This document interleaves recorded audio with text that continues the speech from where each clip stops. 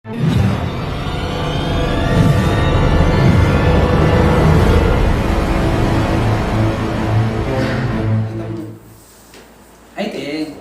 ఈ సంఘం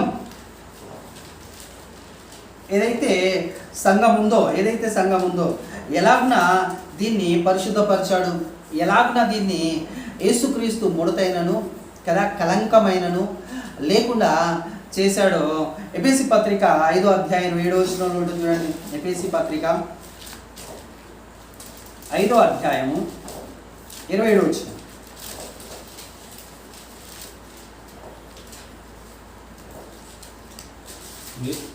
నిర్దోషమైనది గాను మహిమగల సంఘము గాను ఆయన తన ఎదుట దాన్ని నిలబెట్టుకొనవలెనని వాక్యముతో ఉదక స్నానము చేత దాన్ని పవిత్రపరిచి పరిశుద్ధపరచుటకై దాని కొరకు తన్ను తాను అప్పగించుకొనెను. అటువలనే పురుషులు కూడా తమ సొంత శరీరమును వలె తమ భార్యలను ప్రేమింప బద్దులై ఉన్నారు. మహిమ గల సంఘముగా ఆయన దాని ఎదుట నిలవబెట్టుకున్నాడట. దాన్ని ఎదుట నిలవబెట్టుకొని వాక్యముతో ఏం చేయించాడట? ఉదక స్నానము చేత దానిని పవిత్రపరిచి పరిశుద్ధపరచుటకై దాని కొరకు తన్ను తాను అప్పగించుకున్నాడండి. ఏదైతే సంఘం, ఏదైతే సమూహం, ఏదైతే సైన్యం, ఏదైతే గుంపు ఉందో తన రక్తము ద్వారా పరిశుద్ధపరచాలి. కలంకమైనను కదా, ముడత అయినను కదా, ఏది లేకుండా పరిశుద్ధముగా నిర్దోషమైనదిగా దాన్ని చేశాడు. ఎవరు చేశారు? యేసుక్రీస్తు ప్రభుల వారు చేశారు. కాబట్టి ఎలాగున కడిగాడు, దాన్ని ఎలాగున శుద్ధి చేశాడు, ఎలాగున పరిశుద్ధపరిచాడంటే ఇలా పరిశుద్ధపరిచాడు. క్రీస్తు ద్వారా అలా పరిశుద్ధపరచబడింది సంఘం కదా, అలా పరిశుద్ధపరచబడింది సంఘము. అయితే ఈ సంఘానికి శ్రమలు ఏమైనా వస్తాయా? అలాంటి సంఘానికి ఇబ్బందులు ఏమైనా వస్తాయా? కష్టం ఏమైనా వస్తుందా కదా అని మనం ఆలోచిస్తే, అదే పరమగీతంలో 2వ అధ్యాయం 14వ వచనం చదవండి. 2వ అధ్యాయం 14వ వచనంలో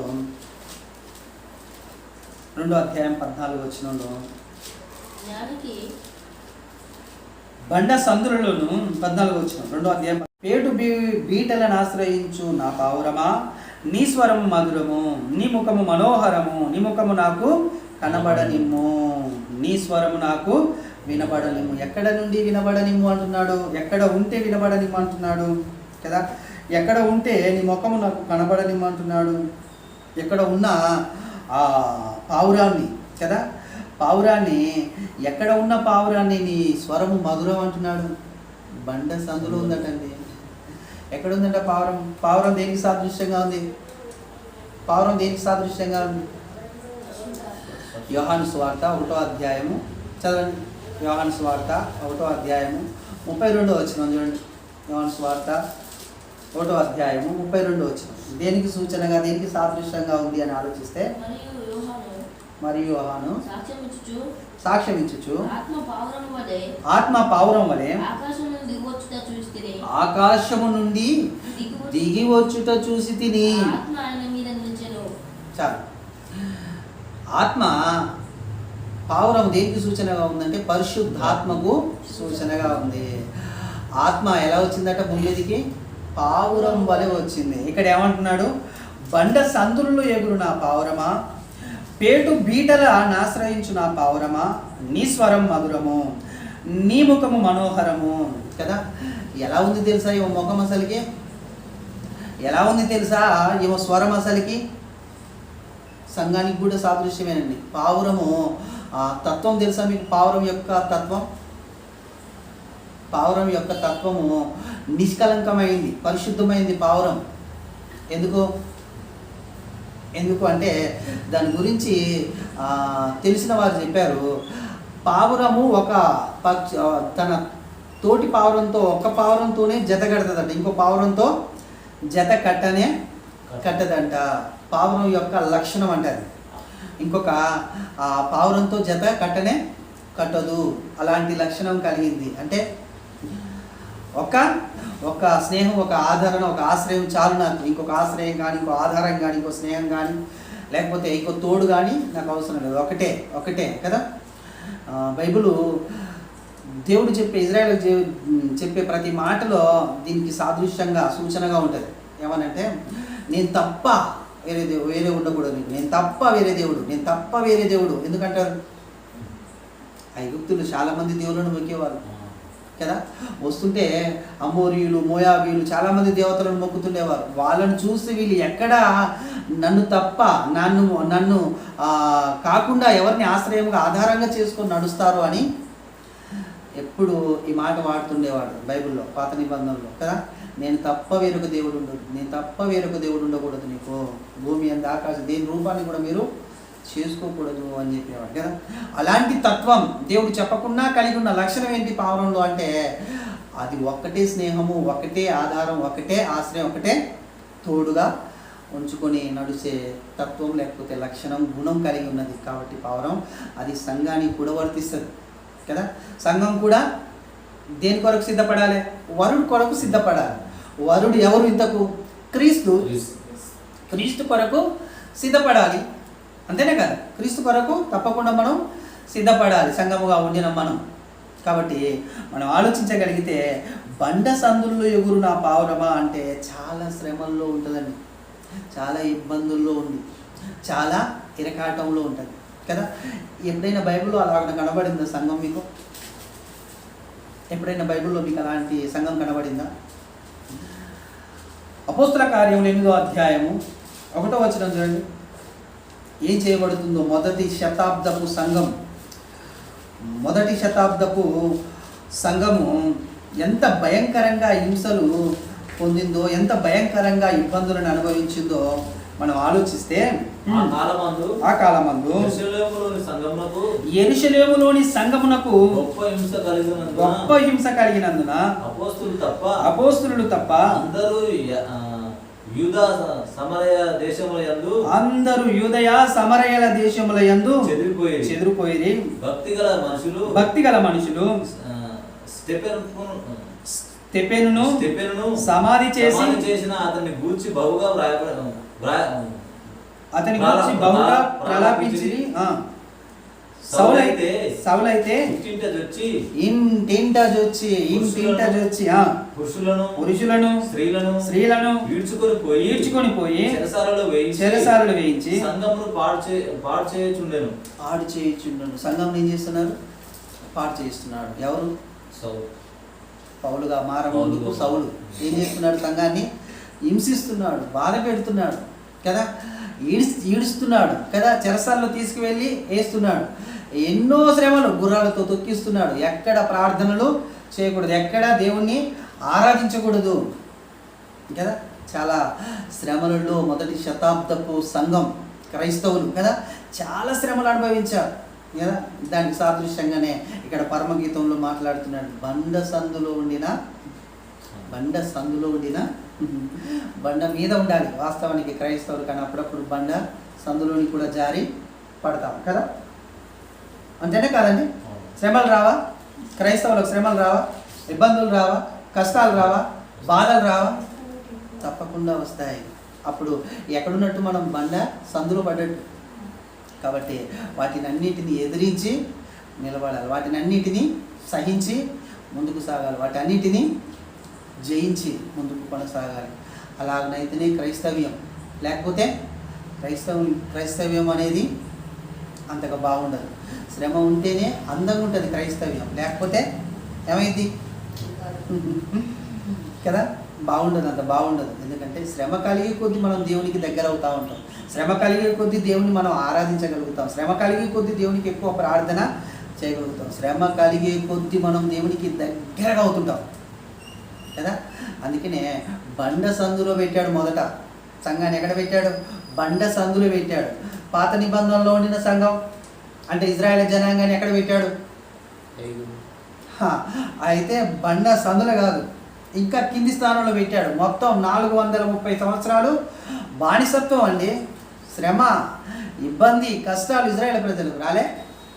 ఐగుప్తు దేశంలో ఏం చేశారు? వాళ్ళు బానిసలుగా, దాసులుగా కదా, స్వతంత్రం లేదు, తినడానికి తాగడానికి అన్నిటికీ పర్మిషన్ కదా. అలాంటి శ్రమలు ఆ లేకపోతే పాత నిబంధనలో ఉండిన సంఘంలోను, కొత్త నిబంధనలో కదా, కొత్త నిబంధనలో క్రీస్తు కొరకు సిద్ధపడుతున్న సంఘంలో కూడా శ్రమలు ఉన్నాయి. బండ సందుల్లో నిలబడ్డా కానీ ఆయనకి ఎలా కనబడుతుంది?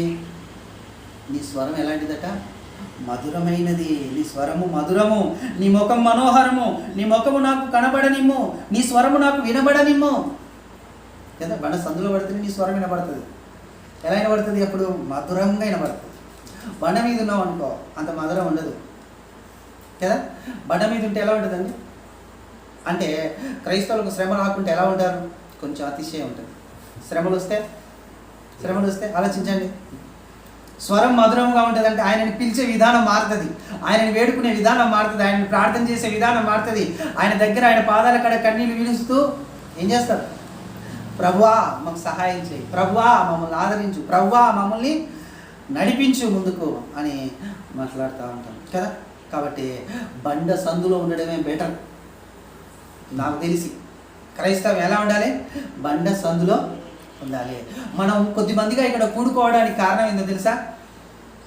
నాకు తెలిసి కొంచెం ఇబ్బందులు, శ్రమలు, కష్టాలే కదా. ఎందుకు వస్తున్నాయి ఇవన్నీ?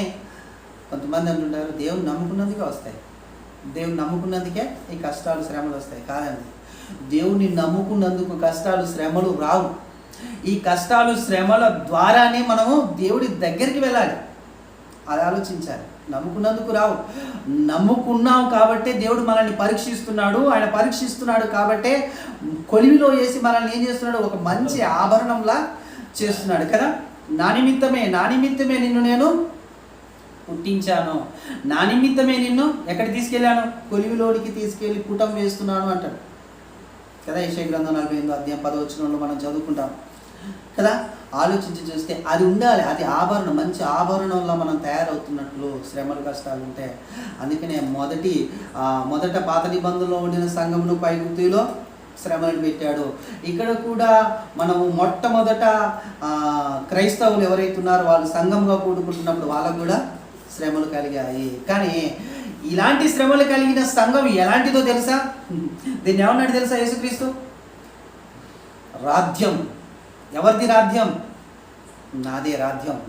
యేసుక్రీస్తు ప్రభువు వారు అంటాడు ఈ రాధ్యం, సంఘము రాధ్యముగా కూడా ఉంది కదా. దానియేలు గ్రంథము 2వ అధ్యాయము 44వ వచనం చూడండి. దానియేలు గ్రంథము 2వ అధ్యాయము 44వ వచనం.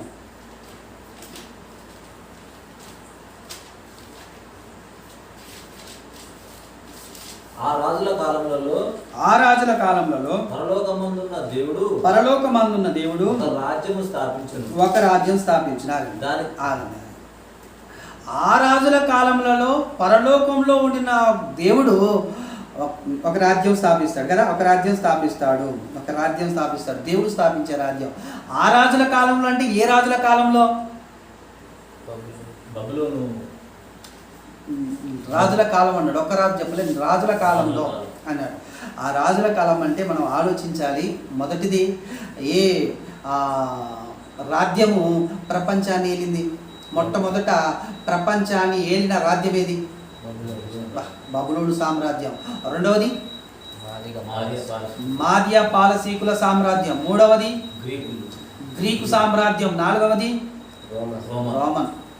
ఈ 4 రాజుల తర్వాత, ఈ 4 ప్రభుత్వాల తర్వాత, ఈ 4 రాజ్యాల తర్వాత దేవుడు ఒక రాజ్యాన్ని స్థాపిస్తాడట. దేవుడు ఒక రాజ్యాన్ని స్థాపిస్తాడట. చూడండి, ఇంకా చదవండి, కొంచెం ముందుకు చదవండి.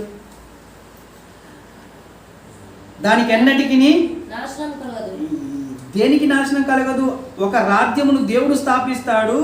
ఆ రాజ్యమునకి ఎన్నటికి నాశనం లేదు. ఆ రాజ్యానికి ఎన్నటికి నాశనం కలగదు. ఆ రాజ్యము దాన్ని పొందిన వారికి గాక మరి ఎవరికి చెందదు. ఆ రాజ్యము దాన్ని పొందిన వారికి గాక మరి ఎవరికి చెందదు. ఏ రాజ్యం? అది పరలోక రాజ్యం. ఎక్కడుంది అది? ఇక్కడనే ఇక్కడ భూమి మీద ఉండేది. ఇప్పుడు మనం కూడుకున్నది అది సంఘం, దేవుని యొక్క రాజ్యము.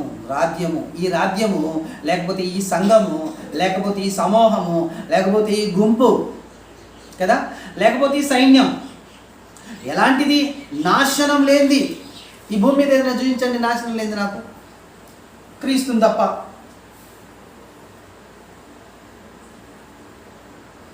క్రీస్తుని తప్ప నాశనం లేనిది ఇది ఉంది అని చూపించండి. తప్పకుండా క్షయమైంది, తప్పకుండా ఏమైంది? లయమైపోద్ది, తప్పకుండా నాశనం వస్తుంది. ప్రతి దానికి ప్రతి పదార్థం, దేవుడు చేసిన ప్రతి పదార్థమును నాశనం అయిపోద్ది, అంతమైపోద్ది. కానీ నాశనం కానిది ఏందయ్యా అంటే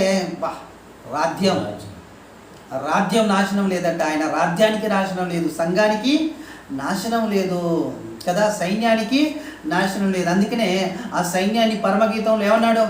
వ్యూహిత సైన్యం సమభీకర రూపిణి, వ్యూహిత సైన్య సమభీకర రూపిణి అగు. ఈమె ఎవరు కదా?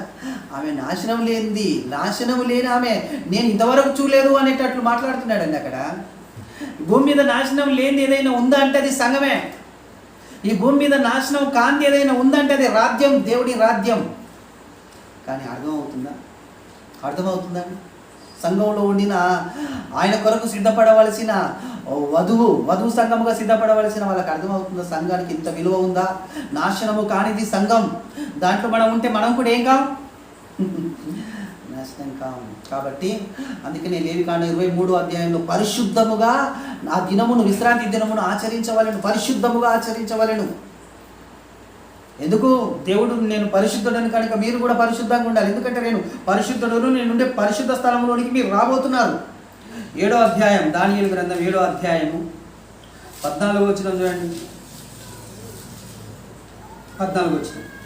సకల జనములను, రాష్ట్రములను, ఆయా భాషలు మాట్లాడు వారును ఆయనను సేవించినట్లు ప్రభుత్వమును, మహిమయు, ఆధిపత్యమును ఆయనకియబడెను. ఎవరికి? యేసుక్రీస్తుకు ఆయనకియబడెను. ఆయన ప్రభుత్వము శాశ్వతమైనది. శాశ్వతమైంది ఏంది? నాశనం కాంది ఏందండి? నాశనం కాంది శాశ్వతంగా ఉంటుంది కదా. కింద ఇంకొక మాట అంటాడు చూడండి, అదన్నటికి తొలగిపోదు, ఆయన రాజ్యం ఎప్పుడు లయం కాదు.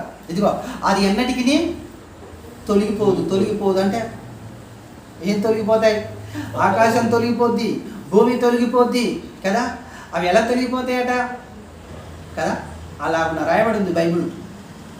అలాగున్న తొలగిపోతాయి. కానీ ఏం తొలగిపోదని చెప్తున్నాడు? ఆయన రాజ్యం తొలగిపోద్ది, నిలిచిపోద్ది అంతే కదా. అది ఎలాంటిది అని మనం ఆలోచిస్తే నాశనం లేనిది. రెండవదిగా ఆయన శాశ్వతమైనది. మూడవదిగా లయము కానిది. ఆయన రాజ్యం ఎన్నడూను లయం కాదు. ఈ లయం కానిదని ఎందుకు అన్నాడు అంటే సమస్త సృష్టి మహావేంద్రముతో ఏమైంది?